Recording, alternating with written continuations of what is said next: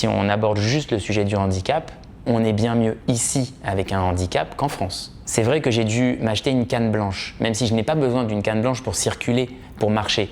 Mais pour voir les bus arriver, pour voir le numéro du bus, je suis incapable de le voir. Donc je présente ma canne blanche sur le trottoir, ce qui signifie au chauffeur, voilà, il y a quelqu'un qui ne voit pas le numéro. Donc les chauffeurs de bus sortent de leur bus pour venir me chercher sur le trottoir. Ça n'existe pas en France. C'est-à-dire qu'on a un vrai regard bienveillant envers la personne en situation de handicap en Israël que je n'ai jamais ressenti en France. Jamais.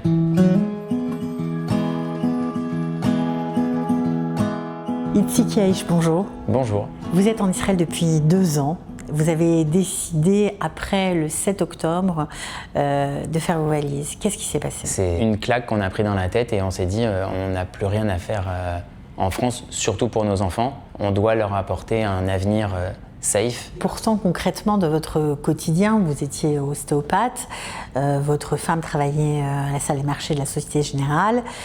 Vous étiez bien. Honnêtement, aucun problème.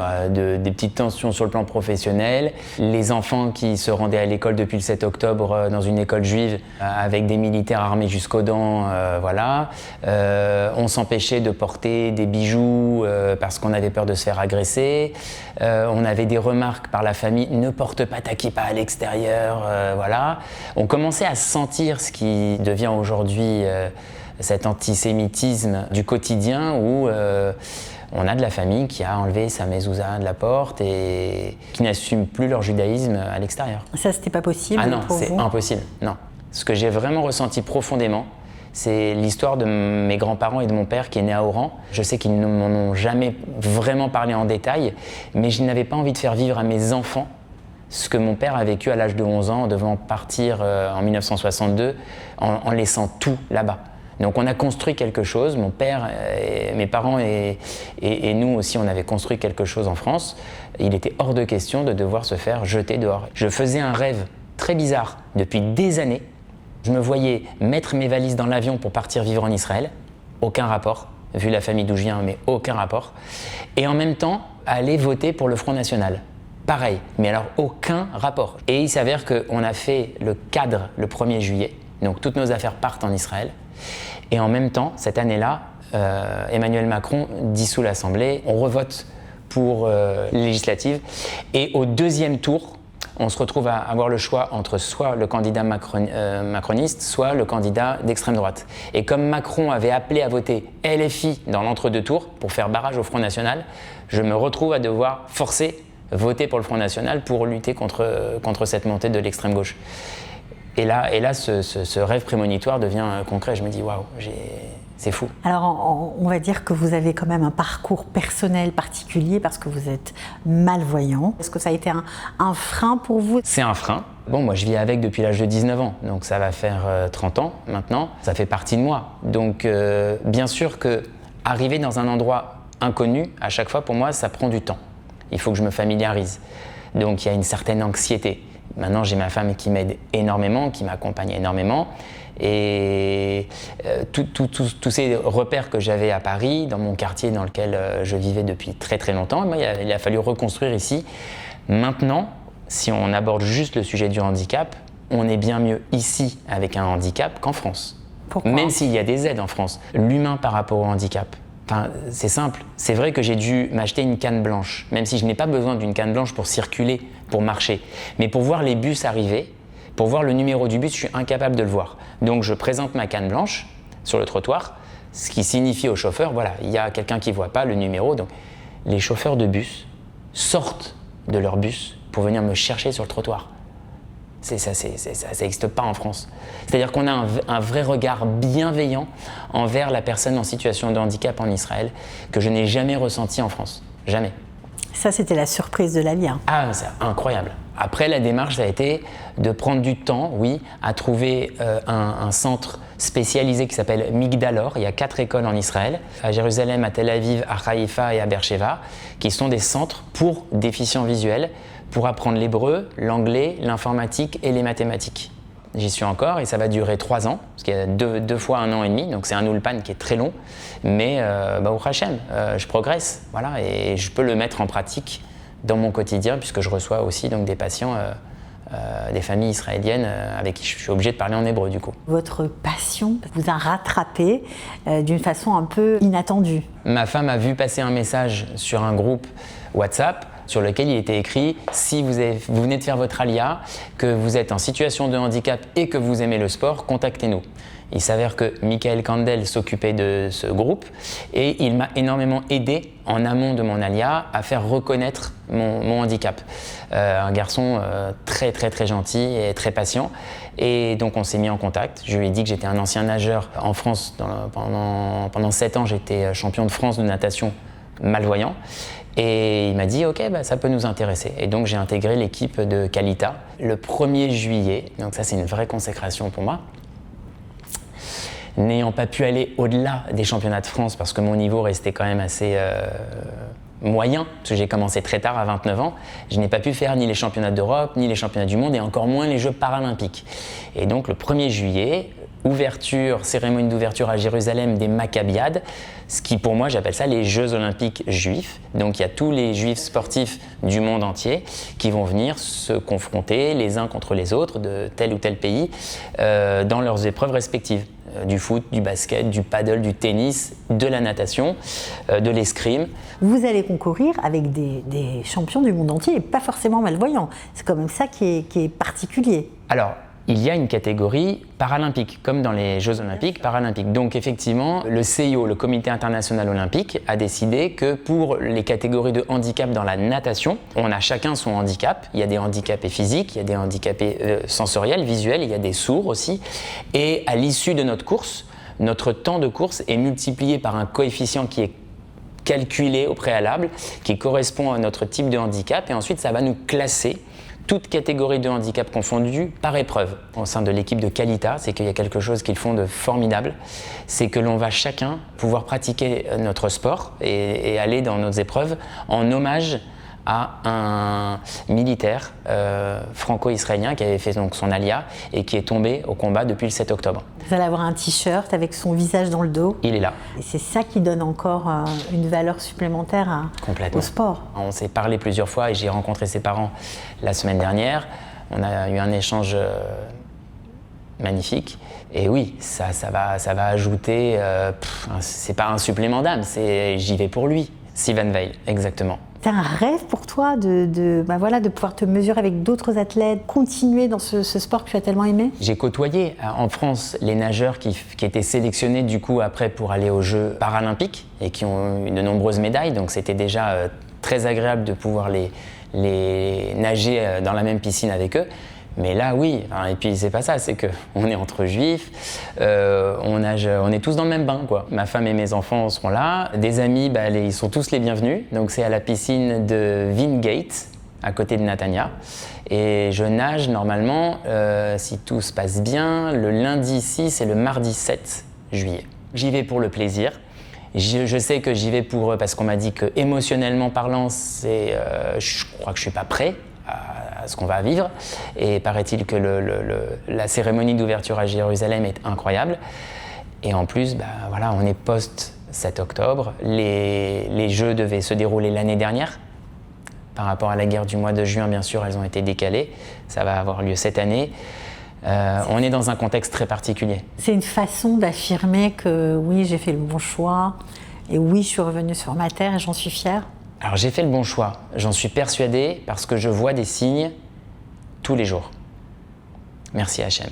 Je suis revenu sur ma terre, j'ai pas eu l'éducation familiale sioniste. Donc j'ai du mal à parler comme ça. Je me sens très bien ici, mais j'ai pas été élevé dans on y retournera un jour, l'an prochain en Israël, l'an prochain à Jérusalem, j'ai pas été élevé comme ça. Donc dire je retournerai sur ma terre, mais je sais que je suis à ma place, je sais que j'ai amené, et j'espère pour mes enfants qu'ils aient une belle vie ici, Bezrat Hachem. Et oui, c'est une consécration sur le plan sportif, c'est complet. Et j'ai oublié de vous dire aussi que du coup, j'ai été sollicité il y a 3 semaines pour être le préparateur physique de l'équipe de foot Qualita des plus de 45 ans. Ils ont su que vous étiez ostéopathe, voilà. J'imagine. Voilà, donc je suis leur préparateur physique. Donc ça, c'est encore, j'imagine, quelque chose d'intéressant en tant que professionnel, de pénétrer Oui. dans les coulisses des champions. Quand on est kiné ostéo et qu'on est passionné par le sport, forcément on a envie d'encadrer, d'accompagner une équipe de sport un jour dans sa vie, quelle qu'elle soit. Bon, voilà, donc là c'est l'équipe de foot des plus de 45 ans, et Dieu sait qu'ils en ont besoin. J'ai plus de 45 ans aussi, donc je sais ce que c'est que de faire du sport, de s'y remettre. Il va faire chaud, alors voilà, les conditions font qu'il faut bien se préparer. C'est votre spécialité, le sport, au quotidien, dans votre pratique de votre métier, ou pas du tout? Non, c'est ma passion, donc je reçois beaucoup de patients sportifs, mais ma passion, avant de devenir malvoyant, j'ai été étudiant en médecine. J'aurais voulu devenir pédiatre. Ma maladie génétique s'est déclenchée après ma première année de médecine, donc j'ai dû dévier vers kiné, puis ostéo. En France, j'étais donc le kiné, devenu ostéo, donc je recevais une majorité de personnes âgées et quelques patients sportifs. Depuis que je suis en Israël, j'ai eu la chance de faire des rencontres exceptionnelles sur le plan professionnel et sur le plan amical. Et ce qui m'amène aujourd'hui à recevoir, on va dire, 70% des cas, des bébés, des nouveau-nés, parfois même avant la Brit Mila. C'est comme si votre rêve, finalement, professionnel, avait trouvé une façon de s'exprimer ici, inattendue. C'était ici. Il fallait que je sois ici. Je viens d'une famille pas hyper pratiquante. Néanmoins, j'ai fait ma bar mitzvah, plus de 14 ans. Et ne sachant pas lire, n'ayant jamais eu d'éducation religieuse, j'ai dû apprendre très vite à lire, en quelques mois, avec Madame Cahen à la synagogue de Neuilly, où mes parents s'étaient mariés. Et du coup, j'ai appris par cœur la fameuse première montée de la paracha qui tombait ce jour-là. Donc je ne l'ai pas lu, je l'ai récité, comme une chanson. Et malgré mon handicap, je me suis dit, il faudra que j'essaye quand même un jour de lire avec mes loupes, etc. Quand on est arrivé, après avoir essayé ça plusieurs fois en France, mais j'avais essuyé des échecs, quand on est arrivé ici, le président de la communauté m'a mis entre les mains de Emmanuel Mazouz, qui est celui qui prépare les bar mitzvahs. Il m'a dit « ça a l'air d'être faisable, allez, je t'accompagne ». Et on a, œuvré pendant plusieurs semaines pour lire les 3 premiers psukim de cette fameuse paracha Vayetse. Et Emmanuel Mazouz me dit « écoute, j'ai une petite fille, ma petite dernière qui est née, qui a des problèmes de reflux, est-ce qu'à ton tour, toi en tant qu'ostéopathe, tu pourrais nous aider ?» Je leur ai donné des conseils, ça a fonctionné, et sa femme en retour m'a mis en contact avec l'ostéopathe de Bnei Brak, Daniel Reis. C'est un ostéopathe qui vient de Marseille, qui est là depuis 20 ans, qui étudie énormément le matin et qui ne travaille que l'après-midi. Alors je lui ai parlé, et il m'a dit, écoute, de la même façon que moi on m'a aidé il y a 20 ans, je vais t'aider. Waouh. Et depuis, ça a changé quelque chose? Ça a changé quelque chose, c'est-à-dire que le téléphone sonne tous les jours, grâce à lui. Ça s'appelle pour moi le bitachon. C'est un terme que j'ai découvert en arrivant en Israël. Vous me demandiez tout à l'heure, est-ce que c'est difficile de faire son alia? Est-ce que le handicap est un frein supplémentaire? Est-ce que vous vous êtes posé des questions ou pas? C'est ce que j'ai ressenti, en fait. Il n'y a pas que la Emouna, c'est-à-dire que tout repose entre les mains d'Hachem. Il y a un moment donné où il faut lâcher. Il faut y aller, il faut suivre cet instinct que Hachem nous envoie. Il nous ouvre des portes, il nous envoie des messages. Parfois, ce sont des messages qui sont parfois, un petit peu plus difficiles à avaler, à supporter ou à surmonter. Mais aujourd'hui, si je suis kiné-ostéopathe, c'est grâce à ce handicap visuel. Si je suis passionné et que je peux recevoir des bébés et être passionné par le sport, c'est parce que j'ai découvert énormément de sport depuis que je suis malvoyant. Voilà, donc c'est une véritable consécration. Il n'y a pas de hasard. Il n'y a pas de hasard. Vous vivez depuis 2 ans à Givat Shmuel. Est-ce qu'il y a une raison particulière pour laquelle vous avez choisi cette ville? Nous avons eu la chance d'être accompagnés dans notre alia par l'alia de groupe, Shalom Var, son épouse et toute leur équipe. Il y avait l'année où nous avons fait notre alia il y a 2 ans, 4 villes proposées, Givat Shmuel, Hadera, Afula et Eli. Nous avons fait le tour avec eux lors d'un voyage d'études de ces 4 villes. Et le fait que je sois malvoyant, que ma femme n'ait pas envie de conduire pour le moment et qu'on soit proche de Tel Aviv pour pouvoir intervenir professionnellement, éventuellement dans des entreprises à Tel Aviv comme ergothérapeute, coach en ergonomie et ostéopathe en entreprise, c'était stratégiquement plus simple d'être ici. D'autre part, on connaissait 2 couples d'amis qui sont ici déjà depuis quelques années, donc ça nous a rassurés, ils nous ont accompagnés et l'un d'entre eux est d'ailleurs kiné-ostéopathe, c'est un ami que je connais depuis longtemps, et Ouraba, il y a de la place pour tout le monde, viens. Que dans notre histoire, sans l'ALIA de groupe, on n'aurait peut-être pas passé le pas, on n'aurait pas été jusqu'au bout de la démarche, c'est vraiment parce qu'on a été encadrés. Ensuite, nous avons fait l'ALIA de groupe et nous sommes une trentaine de familles cette année-là à avoir choisi Givat Shmuel. On a Dvora Schwartz à Givat Shmuel qui s'occupe des Olim Hadashim de l'ALIA de groupe. C'est une femme exceptionnelle qui nous accompagne sur tous les sujets. L'école, les enfants, le travail, l'ouverture à la banque, en ce qui me concerne le handicap, la recherche de l'Ulpan spécialisé, etc., etc. Et après, en fonction de son caractère, on se connecte et on rencontre d'autres familles qui nous parlent de leur expérience, qui nous rassurent, qui nous disent bah voilà, nous aussi on est passé par là, voilà les difficultés que vous allez potentiellement rencontrer, l'école, parler avec les morotes, la barrière de la langue, la parnassa, etc., etc. Ouais. Vous avez changé depuis ces 2 années qui sont passées très vite, je crois. Ah oui, c'est passé très vite, c'est vrai. Non, alors c'est ça qui est fou, c'est que c'est passé très vite, mais on fait 10 fois plus de choses par jour. Je ne sais pas comment c'est possible. Alors déjà, peut-être parce qu'il n'y a pas de dimanche. Déjà, on est beaucoup plus serein.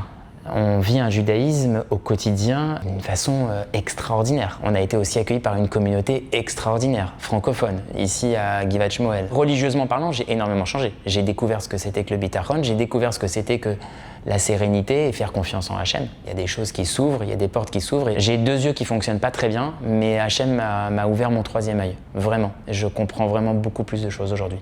Il y a une bienveillance sans attendre aucun retour, que ce soit des familles françaises installées là depuis longtemps, que ce soit des familles israéliennes. Ici, ils vous disent tous quand ils vous rencontrent, prends mon numéro. Si tu as besoin de quoi que ce soit, appelle-moi. On ne va pas le déranger. Mais en fait, le jour où on a potentiellement besoin, on appelle la personne et c'est vrai. Et les gens se sont déplacés. J'ai rencontré un chauffeur de taxi un jour, français, pour aller à Ranana. Aujourd'hui, c'est devenu un ami intime. Je ne passe que par lui. C'est devenu un ami de la famille. Tout est beaucoup plus intense. Tout est beaucoup plus fort ici.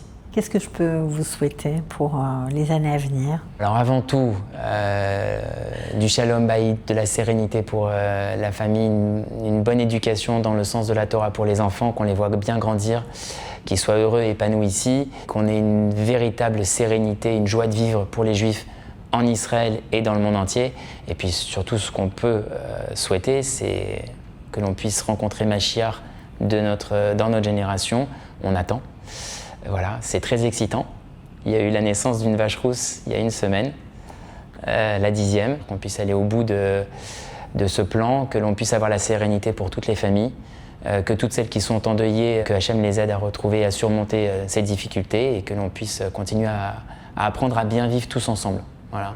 En tout cas, merci beaucoup pour ce partage, vraiment. Et on vous souhaite de gagner quand même. Merci. Moi, je vais rajouter ça, une petite victoire maccabiade. Merci.